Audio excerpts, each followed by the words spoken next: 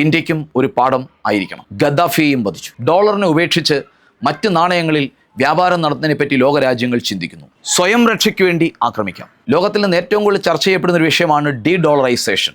നമസ്കാരം. വെനിസ്വേലയുടെ president Nicolas മാഡുറോയെ America റാഞ്ച് ചെയ്തതുമായി ബന്ധപ്പെട്ട് നമ്മളൊരു വീഡിയോ ചെയ്തിരുന്നു. ആ വീഡിയോയിൽ പ്രധാനമായും അമേരിക്കയുടെ ഇരട്ടത്താപ്പാണ് നമ്മൾ പരാമർശിച്ചത്. എന്നാൽ ഈ വീഡിയോയിൽ ആ റാഞ്ചലിൻ്റെ ഉള്ളറകളിലേക്ക് ക്യാബിനറ്റ് ആർച്ചിലൂടെ നമ്മൾ എത്തി നോക്കുകയാണ്. തെക്കേ അമേരിക്കയുടെ വടക്ക് ഭാഗത്തായി സ്ഥിതി ചെയ്യുന്ന രാജ്യമാണ് വെനിസ്വേല. വെനിസ്വേലയുടെ പടിഞ്ഞാറായി കൊളംബിയയും, തെക്കായിട്ട് ബ്രസീലും, കിഴക്കായിട്ട് സുറിനാമുമാണ് സ്ഥിതി ചെയ്യുന്നത്. വെനിസ്വേലയുടെ വടക്കായിട്ട് അറ്റ്ലാന്റിക് സമുദ്രത്തിൻ്റെ ഭാഗമായ കരീബിയൻ കടലാണ്. വെനിസ്വേലയുടെ വടക്ക് ഭാഗത്തായി തെക്കേ അമേരിക്കയിലെ ഏറ്റവും വലിയ തടാകം മറാക്കൈബോ തടാകം സ്ഥിതി ചെയ്യുന്നു. അതിൻ്റെ തീരത്തായി മറാക്കൈബോ എന്ന പട്ടണവും സ്ഥിതി ചെയ്യുന്നു. വെനിസ്വേലയിലെ അതിൻ്റെ തലസ്ഥാനമായ കരാക്കസ് നഗരം കഴിഞ്ഞാൽ ഏറ്റവും വലിയ നഗരമാണ് മറാക്കൈബോ നഗരം. ഈ മറാക്കൈബോ തടാകം തെക്കേ അമേരിക്കയിലെ ഏറ്റവും വലിയ എണ്ണ ശേഖരത്തിൻ്റെ ഉറവിടമാണ്. ലോകത്തിലെ തന്നെ ഏറ്റവും ഉയരം കൂടിയ വെള്ളച്ചാട്ടം ഏഞ്ചൽ വെള്ളച്ചാട്ടം വെനിസ്വേലയിലാണ് സ്ഥിതി ചെയ്യുന്നത്. വെനിസ്വേലയിലെ കരോണി എന്ന നദിയുടെ പോഷക നദിയായ ചുരുൺ നദിയിലാണ് ഈ വെള്ളച്ചാട്ടം സ്ഥിതി ചെയ്യുന്നത്. ഈ രണ്ട് നദികളുടെയും സമീപത്തുകൂടി ഒഴുകുന്ന മറ്റൊരു നദിയാണ് ഒറിനിക്കോ. വെനിസ്വേലയിലെ ഏറ്റവും വലിയ നദിയാണ് ഒറിനിക്കോ. ഇതിൻ്റെ തീരത്തെ ഒറിനിക്കോ ആർക്ക് എന്നാണ് അറിയപ്പെടുന്നത്. ഇത് തെക്കേ അമേരിക്കയിലെ തന്നെ ഏറ്റവും വലിയ സ്വർണ്ണ നിക്ഷേപ മേഖലയാണ്. തെക്കേ അമേരിക്കയിലെ ഏറ്റവും വലിയ സ്വർണ്ണക്കനിയായ ബ്രിസാസ് കനി സ്ഥിതി ചെയ്യുന്നത് ഈ ഒറിനിക്കോ ആർക്കിലാണ്. അതോടൊപ്പം തന്നെ ലോകത്തിലെ ഏറ്റവും കൂടുതൽ സുന്ദരിമാരുള്ള രാജ്യങ്ങളിലൊന്നാണ് വെനിസ്വേല. വിശ്വസുന്ദരി പട്ടം ഏറ്റവും കൂടുതൽ തവണ 9 പ്രാവശ്യം ലഭിച്ചത് അമേരിക്കയ്ക്കാണെങ്കിൽ രണ്ടാം സ്ഥാനത്ത് വെനിസ്വേലയാണ്. 7 തവണയാണ് വെനിസ്വേലയിൽ നിന്നുള്ള സുന്ദരിമാർ ഈ പട്ടം കരസ്ഥമാക്കിയത്. അതോടൊപ്പം തന്നെ ലോകസുന്ദരി പട്ടം 6 തവണ ഇന്ത്യയോടൊപ്പം 6 തവണ കരസ്ഥമാക്കി വെനിസ്വേല ഒന്നാം സ്ഥാനത്ത് തന്നെയുണ്ട്. വെനിസ്വേലയിലെ റാഞ്ചപ്പെട്ട പ്രസിഡന്റ് നിക്കോളാസ് മാഡുറോയെ പറ്റി എൻ്റെ ഒരു സുഹൃത്ത്, സത്യസായി ബാബയുടെ വളരെയധികം ഭക്തനായിട്ടുള്ള എൻ്റെ ഒരു സുഹൃത്ത് ഇന്ന് രാവിലെ ഒരു കാര്യം പറഞ്ഞു. ഇദ്ദേഹം സത്യസായി ബാബയുടെ ഒരു വലിയ ഭക്തനാണെന്നും പലതവണ അദ്ദേഹം പുട്ടബർത്തിയിലെ ആശ്രമത്തിൽ വന്ന് സത്യസായി ബാബ ജീവിച്ചിരുന്ന സമയത്ത് അദ്ദേഹത്തെ കണ്ടിട്ടുണ്ടെന്നും എന്നോട് പറയുകയുണ്ടായി. ഞാൻ അതിനെപ്പറ്റി ഒരു ചെറിയ അന്വേഷണം പ്രാഥമികമായി നടത്തിയപ്പോൾ എനിക്ക് മനസ്സിലായത് ആ പറഞ്ഞ കാര്യം വാസ്തവമാണെന്നാണ്. 1996 വരെ വെനിസ്വേലയുടെ ഏറ്റവും വലിയ ആയുധദാതാവ് അമേരിക്കയായിരുന്നു. എന്നാൽ 1996 ശേഷം വെനിസ്വേല റഷ്യയുടെ കയ്യിൽ നിന്നും ജർമ്മനിയുടെ കയ്യിൽ നിന്നും ആയുധം വാങ്ങിക്കാൻ തുടങ്ങി. അതോടുകൂടി അമേരിക്കയിൽ നിന്നുള്ള വെനിസ്വേലയ്ക്കുള്ള ആയുധ ഇറക്കുമതി കുറഞ്ഞു. എന്നാൽ 2000 ആണ്ടോടെയാണ് വെനിസ്വേലയുമായി ചൈന വ്യാപാര ബന്ധം ആരംഭിക്കുന്നത്. ചൈനയുമായി വ്യാപാര ബന്ധം ആരംഭിച്ചതോടുകൂടി അമേരിക്ക കളത്തിൽ നിന്ന് ഔട്ടായി. Stockholm international peace research institute എന്ന് പറയുന്ന ഒരു നോൺ ഗവൺമെൻറ്റൽ ഓർഗനൈസേഷനുണ്ട്. അവരുടെ കണക്ക് പ്രകാരം കഴിഞ്ഞ 20 വർഷമായി വെനിസ്വേല അമേരിക്കയുടെ കയ്യിൽ നിന്ന് ഒരായുധം പോലും വാങ്ങിച്ചിട്ടില്ല. ചൈനയുമായിട്ട് വെനിസ്വേലയ്ക്കുള്ള ഈ വ്യാപാര ബന്ധമാണ് അമേരിക്കയെ ഏറ്റവും കൂടുതൽ ചൊടിപ്പിക്കുന്നത്. ലോകത്തിലെ ഏറ്റവും വലിയ ധാതു എണ്ണയുടെ നിക്ഷേപം വെനിസ്വേലയിലെ മറാക്കൈബോ തടാകത്തിലാണ്. പക്ഷേ ഈ ധാതു എണ്ണയെ അവിടുന്ന് ഖനനം ചെയ്യുവാനും അതിനെ സംസ്കരിക്കുവാനുള്ള ശേഷി വെനിസ്വേലയ്ക്കില്ല. അതിനുള്ള സാങ്കേതിക വിദ്യയും വെനിസ്വേലയ്ക്കില്ല. അതുകൊണ്ട് അതിനുവേണ്ടി പ്രധാനമായും വെനിസ്വേല റഷ്യയും ചൈനയുമാണ് ആശ്രയിക്കുന്നത്. ലോകരാജ്യങ്ങൾ കയറ്റുമതി ചെയ്യുന്ന ധാതു എണ്ണയുടെ രേഖകൾ നമുക്ക് ലഭ്യമല്ല. എന്നാൽ എണ്ണയും കൂടി ഉൾപ്പെടുന്ന ധാതുക്കളുടെ മൊത്തത്തിലുള്ള കയറ്റുമതി രേഖകൾ നമുക്ക് ലഭ്യമാണ്. അതിൽ നിന്ന് നമുക്ക് ചില കാര്യങ്ങൾ മനസ്സിലാക്കാം. 2000ൻ്റെ ആരംഭത്തിൽ വെനിസ്വേലയിൽ നിന്നുള്ള എണ്ണ കയറ്റുമതിയുടെ 1% മാത്രമേ ചൈനയിലേക്ക് ഉണ്ടായിരുന്നുള്ളൂ. എന്നാൽ അത് 2018 ആകുമ്പോഴേക്കും 28% വർദ്ധിക്കുന്നു. 2000നും 2018 ഇടയിൽ ചൈന US-നെ മറികടന്ന് വെനിസ്വേലൻ എണ്ണ ഇറക്കുമതി ചെയ്യുന്നതിൽ 1ാം സ്ഥാനത്തെത്തുന്നു. 2025 ചില മാസങ്ങളിൽ വെനിസ്വേല ഉൽപ്പാദിപ്പിച്ച മൊത്തം എണ്ണയും, അതായത് 100% ധാതു എണ്ണയും വെനിസ്വേല ചൈനയിലേക്ക് കയറ്റുമതി ചെയ്യുന്നു. 1996 അമേരിക്ക വെനിസ്വേലയിൽ നിന്ന് 40% എണ്ണയാണ് ഇറക്കുമതി ചെയ്തിരുന്നെങ്കിൽ അത് 2025 ആകുമ്പോഴേക്കും അതിൻ്റെ നേരെ പകുതിയായി കുറയുന്നു. 2023 കണക്ക് പ്രകാരം വെനിസ്വേല ഉൽപ്പാദിപ്പിക്കുന്ന എണ്ണയുടെ 25% അമേരിക്കയും 35% ചൈനയുമാണ് വാങ്ങിക്കുന്നത്. അമേരിക്കയുടെ വെനിസ്വേലൻ അധിനിവേശത്തിൻ്റെ പിന്നിലുള്ള പ്രധാനപ്പെട്ട ലക്ഷ്യം ചൈനയുടെ ലാറ്റിൻ അമേരിക്കയിലെ സ്വാധീനം കുറയ്ക്കുക എന്നുള്ളതാണ്. 2001നും 2023നും ഇടയിലായി $300 ബില്യൺ സഹായമായും ലോണായും ഗ്രാൻറ്റുകളായും ചൈന ലാറ്റിൻ അമേരിക്കൻ രാജ്യങ്ങളിൽ ഇൻവെസ്റ്റ് ചെയ്തിരിക്കുന്നത്. ഇതിൽ $106 ബില്യൺ ചൈന ഇൻവെസ്റ്റ് ചെയ്തിരിക്കുന്നത് വെനിസ്വേലയിലാണ്. നിലവിൽ ചൈനയുടെ സാമ്പത്തിക സഹായം ഏറ്റവും കൂടുതൽ സ്വീകരിക്കുന്ന ലാറ്റിൻ അമേരിക്കൻ രാജ്യം വെനിസ്വേലയാണ്. മാത്രമല്ല ആഗോളതലത്തിൽ തന്നെ ചൈനയുടെ സാമ്പത്തിക സഹായം സ്വീകരിക്കുന്ന രാജ്യങ്ങളിൽ വെനിസ്വേലയുടെ സ്ഥാനം 4ആണ്. 2001-നും 2023-നും ഇടയിൽ 170 പദ്ധതികളാണ് വെനിസ്വേലയിൽ നടപ്പിലാക്കാൻ വേണ്ടി ചൈന കരാർ ഒപ്പിട്ടിരിക്കുന്നത്. ഇതിനൊക്കെ തടയിടേണ്ടതും ചൈനയുടെ ലാറ്റിൻ അമേരിക്കയിലെ സ്വാധീനം കുറയ്ക്കേണ്ടതും അമേരിക്കയുടെ ആവശ്യമാണ്. അതിനുവേണ്ടി വെനിസ്വേലയിൽ അമേരിക്കയ്ക്ക് സ്വാധീനം ചെലുത്താൻ പറ്റുന്ന, അമേരിക്കയെ അനുസരിക്കുന്ന ഒരു ഭരണകൂടത്തെ അവർക്ക് ആവശ്യമുണ്ട്.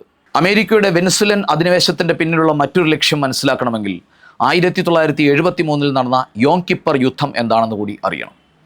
അറബ് ഇസ്രായേൽ യുദ്ധമെന്നാണ് ഈ യുദ്ധത്തെ അറിയപ്പെടുന്നത്. അറബ് രാജ്യങ്ങൾ ഒരു സൈഡിലും ഇസ്രായേൽ മറ്റൊരു സൈഡിലും. പ്രധാനമായും അറബ് രാജ്യങ്ങളെ നയിച്ചത് ഈജിപ്തും സിറിയയുമാണ്. ഈ യുദ്ധത്തെ ഒക്ടോബർ യുദ്ധമെന്നും അറിയപ്പെടുന്നു. കാരണം 1971 ഒക്ടോബർ 6-ാം തീയതി ആരംഭിച്ച് 25-ാം തീയതിയാണ് ഈ യുദ്ധം അവസാനിക്കുന്നത്. റംദാൻ മാസത്തിൽ നടന്നതുകൊണ്ട് ഈ യുദ്ധത്തെ റംദാൻ യുദ്ധമെന്നും അറിയപ്പെടുന്നുണ്ട്. അതോടൊപ്പം തന്നെ യഹൂദന്മാരുടെ പുണ്യദിനമായ യോം കിപ്പർ ദിവസം ഈ യുദ്ധം ആരംഭിച്ചതുകൊണ്ട് ഈ യുദ്ധത്തെ യോം കിപ്പർ യുദ്ധം എന്നും അറിയപ്പെടുന്നു. ഈ യുദ്ധത്തിൽ അറബ് രാജ്യങ്ങൾ പരാജയപ്പെട്ടു. ഇസ്രായേൽ ഈ യുദ്ധം വിജയിച്ചു. പ്രധാനമായും ഈ യുദ്ധം നടന്നത് സിനായി ഉപദ്വീപിലും അതുപോലെ ഗൊലാൻ ഹൈറ്റ്സിലുമാണ് ഈ യുദ്ധം നടന്നത്. ഈ യുദ്ധത്തിലുണ്ടായ പരാജയം അറബ് രാജ്യങ്ങളെ വളരെയധികം ഭീതിയിലാഴ്ത്തി, പ്രധാനമായിട്ടും സൗദി അറേബ്യയെ. ഈ അവസരം അമേരിക്ക നല്ലപോലെ മുതലാക്കി. അമേരിക്ക സൗദി അറേബ്യയുമായി ഒരു ഉടമ്പടി ഒപ്പുവെച്ചു. 1974 ജൂൺ 8-ാം തീയതിയാണ് ഈ ഉടമ്പടി ഒപ്പുവെച്ചത്. ഈ ഉടമ്പടിയെ പെട്രോൾ ഡോളർ ഡീൽ എന്നാണ് അറിയപ്പെടുന്നത്. ഈ ഉടമ്പടി പ്രകാരം അമേരിക്ക സൗദി അറേബ്യയോട് പറഞ്ഞു, ഇനി ഏതെങ്കിലും സൈനിക സഹായങ്ങൾ ആവശ്യമുണ്ടെങ്കിൽ, ഏതെങ്കിലും രാജ്യം സൗദി അറേബ്യ ആക്രമിക്കുകയാണെങ്കിൽ സൈനികമായി സംരക്ഷണം ഞങ്ങൾ തരാം.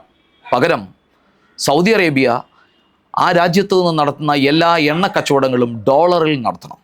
എണ്ണയ്ക്ക് പകരമായി സൗദി അറേബ്യ വാങ്ങിക്കേണ്ടത് ഡോളറായിരിക്കണം. ഇതിലൂടെ 50 വർഷത്തോളം ഡോളറിൻ്റെ സ്ഥിരത നിലനിർത്തുവാൻ അമേരിക്കയ്ക്കും അതോടൊപ്പം തന്നെ എണ്ണ മാർക്കറ്റിൻ്റെ സ്ഥിരത നിലനിർത്തുവാൻ സൗദി അറേബ്യയ്ക്കും സാധിച്ചു. ഈ ഉടമ്പടിയെ തുടർന്ന് ലോകത്തിലെ എണ്ണ വ്യാപാരം മുഴുവൻ ഡോളറിലായി.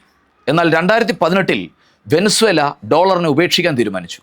IMFൻ്റെ കറൻസി ബാസ്ക്കറ്റിലെ മറ്റു നാണയങ്ങളായ ചൈനയുടെ യുവാൻ അല്ലെങ്കിൽ റൺമിൻബി, അതുപോലെ യൂറോപ്യൻ യൂണിയൻ്റെ യൂറോ, റഷ്യയുടെ റൂബിൾ തുടങ്ങിയ കറൻസികളിൽ വെനിസ്വേല എണ്ണ വ്യാപാരം ആരംഭിച്ചു. അന്നു മുതൽ വെനിസ്വേല അമേരിക്കയുടെ കണ്ണിലെ കരടായി. ലഹരി മരുന്ന് കടത്ത്, മനുഷ്യാവകാശ ധ്വംസനം, നർക്കോ കമ്മ്യൂണിസം ഇങ്ങനെയുള്ള ആരോപണങ്ങൾ ഉന്നയിച്ച് അമേരിക്ക വെനിസ്വേലയെ ദ്രോഹിക്കാൻ ആരംഭിച്ചു. 2000 ആണ്ടിൽ ഇറാഖും യൂറോയിൽ എണ്ണ വിൽക്കാൻ ആരംഭിച്ചു. അതേ തുടർന്ന് ഇറാഖിനെതിരെയും പല ആരോപണങ്ങൾ ഉന്നയിച്ച് 2023-ൽ അമേരിക്ക ഇറാഖിനെ ആക്രമിച്ചു. ലിബിയയിലാണെങ്കിൽ ഗദ്ദാഫി എല്ലാ അറബ് രാജ്യങ്ങളോടും ഡോളറിനെ ബഹിഷ്കരിക്കാൻ ആഹ്വാനം ചെയ്തു. ഇതേ തുടർന്ന് അമേരിക്ക ഗദ്ദാഫിയെയും വധിച്ചു. ലോകത്തിൽ നിന്ന് ഏറ്റവും കൂടുതൽ ചർച്ച ചെയ്യപ്പെടുന്ന ഒരു വിഷയമാണ് ഡി ഡോളറൈസേഷൻ. ഡോളറിനെ ഉപേക്ഷിച്ച് മറ്റ് നാണയങ്ങളിൽ വ്യാപാരം നടത്തുന്നതിനെപ്പറ്റി ലോകരാജ്യങ്ങൾ ചിന്തിക്കുന്നു. വരും ദിവസങ്ങളിൽ ബ്രിക്സ് രാജ്യങ്ങൾ, ഇന്ത്യയും ബ്രസീലും റഷ്യയും ചൈനയും ഉൾപ്പെടുന്ന ബ്രിക്സ് രാജ്യങ്ങൾ ഒരുപക്ഷെ സ്വന്തമായി യൂറോപ്യൻ യൂണിയൻ്റെ യൂറോയെ പോലെ ഒരു നാണയത്തെപ്പറ്റി, ഒരു പൊതു നാണയത്തെപ്പറ്റി ചിന്തിക്കാൻ സാധ്യതയുണ്ട്.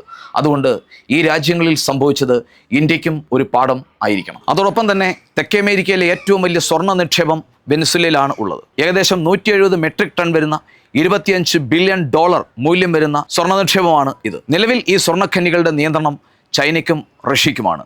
ചൈനയിൽ നിന്നും റഷ്യയിൽ നിന്നും ഈ സ്വർണ്ണഖനികളുടെ നിയന്ത്രണം അടിച്ചുമാറ്റുക എന്നുള്ളത് കൂടിയാണ് US-ൻ്റെ മറ്റൊരു ലക്ഷ്യം. അന്താരാഷ്ട്ര നിയമങ്ങളെ മുഴുവൻ നഗ്നമായി ലംഘിച്ചുകൊണ്ടും കാറ്റിപ്പറത്തിക്കൊണ്ടുമാണ് അമേരിക്ക വെനിസ്വേലയ്ക്കുള്ളിലേക്ക് കടന്നു കയറി ആ രാജ്യത്തിൻ്റെ പ്രസിഡന്റിനെ തട്ടിക്കൊണ്ടുപോയിരിക്കുന്നത്. ഐക്യരാഷ്ട്രസഭയുടെ ചാർട്ടറിൻ്റെ ആർട്ടിക്കിൾ 2.4 പ്രകാരം ഒരു രാജ്യത്തിനെതിരെയും ബലം പ്രയോഗിക്കാൻ പാടില്ല, ഒരു രാജ്യത്തെയും ആക്രമിക്കാൻ പാടില്ല. യുദ്ധം ആ ആർട്ടിക്കിൾ നിരോധിക്കുകയാണ്. എന്നാൽ ഒരു രാജ്യത്തെ വേണമെങ്കിൽ മറ്റൊരു രാജ്യത്തെ ആക്രമിക്കാം. 2 കേസുകളിൽ മാത്രം. ഒന്ന്, സ്വയം രക്ഷയ്ക്ക് വേണ്ടി ആക്രമിക്കാം, അല്ലെങ്കിൽ UN സെക്യൂരിറ്റി കൗൺസിലിൻ്റെ അംഗീകാരത്തോടു കൂടി വേണമെങ്കിൽ ആക്രമിക്കാം. ഇത് രണ്ടുമല്ലാതെ ഒരു രാജ്യത്തിലേക്കും കടന്നു കയറുവാനോ ഒരു രാജ്യത്തിനെതിരെയും ബലം പ്രയോഗിക്കുവാനോ UN ചാർട്ടറിൻ്റെ ആർട്ടിക്കിൾ 2.4 പ്രകാരം സാധ്യമല്ല.